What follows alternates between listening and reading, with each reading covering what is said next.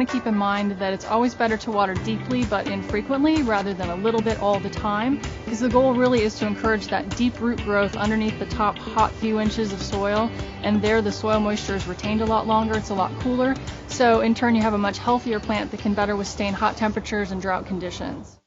And the odds of investing in a top quality plant are higher when it's one that's already adapted to the Mojave or other deserts.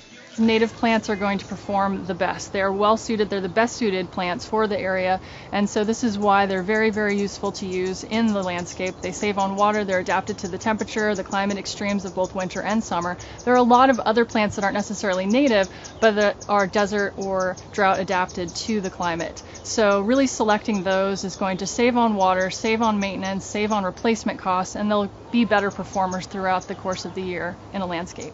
Especially in a garden that's well groomed with the mulch of your choice.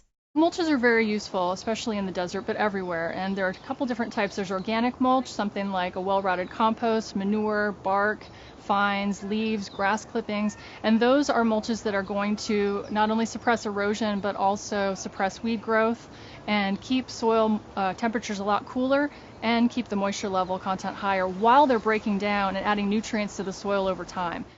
But whatever mulch you use, there are plants aplenty on display at the preserve that will help take the fear out of xeriscaping. It's not necessarily one look, it's not a monoculture of all just one plant, cactus, or all gravel by any means. It can be very diverse, a polyculture, so it can be visually interesting, it can invite wildlife into a garden, but overall for me it's much focused on reducing water input, and over time sometimes even having minimal to no supplemental water over the course of a few years, as well as minimal maintenance.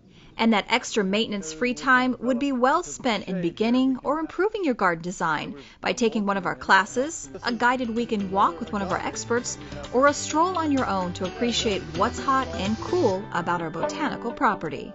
It's a great time for you to come out and visit the Springs Preserve, see what's thriving, see the few things that are blooming in summer, see what still looks really good and is performing well, and that will help guide your planning and future decision making for plant choices to see what does look good throughout the year, because there are a lot of plants that do well in the Mojave Desert and they look good throughout the summertime.